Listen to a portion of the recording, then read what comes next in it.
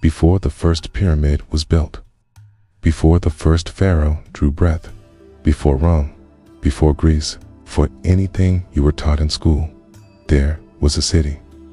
And in that city, they had already mapped the stars. They had already written laws. Oh, they had already named the gods. A question history refuses to answer is this: where did they learn all of it? And from whom? Tonight, we follow the oldest trail in human memory, the clay tablets of ancient Sumer, the records of the Anunnaki, approximately 6,000 years ago. In the land between two rivers, the Tigris and the Euphrates, a civilization emerged, not slowly, not gradually, appeared almost suddenly. The Sumerians, the world's first literate civilization, and they left behind something extraordinary. Millions of clay tablets, baked hard by the desert sun, inscribed with the world's first writing system, cuneiform, keen. On these tablets, they recorded everything: trade, law, astronomy, mathematics, and their gods. The Sumerians called their divine rulers the Anunnaki. The word translates as princely offspring, the royal seed, descendants of An, the god of the heavens, and Ki, the goddess of the earth. But there is another translation, one that certain scholars have preferred to leave unexamined. Some read the name differently: those who from the heavens came to earth. The Anunnaki were not a vague concept. They had names, territories, they had responsibilities.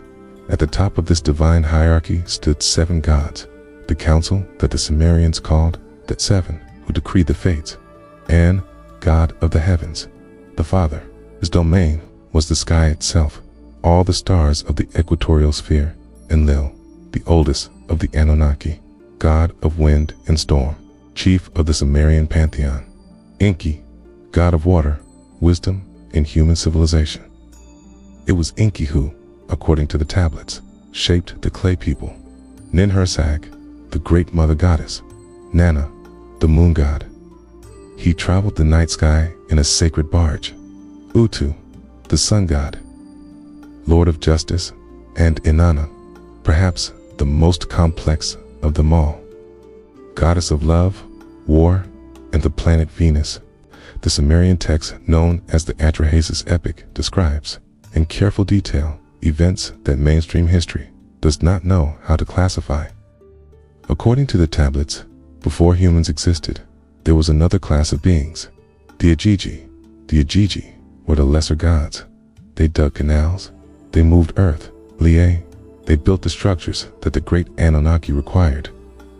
For 40 long cycles, the Agigi labored, and then they refused. The tablets describe a rebellion, awakened and afraid, called a council of the great gods. It was Enki who offered the solution. He proposed creating a new being, a Lulu, a primitive worker, to take over the labor.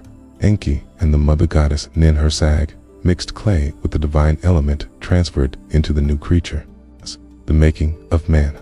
One document, the Sumerian king list, provides a complete royal succession. The first entries are unusual.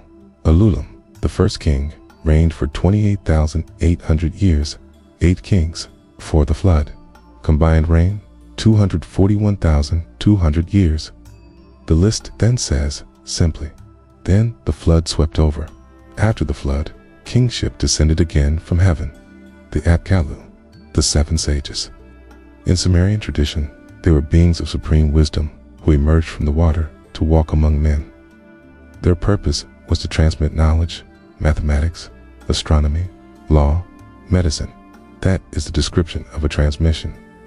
The mathematical precision embedded in Sumerian astronomy is real. Who taught the first teachers? Perhaps it's a question worth sleeping on.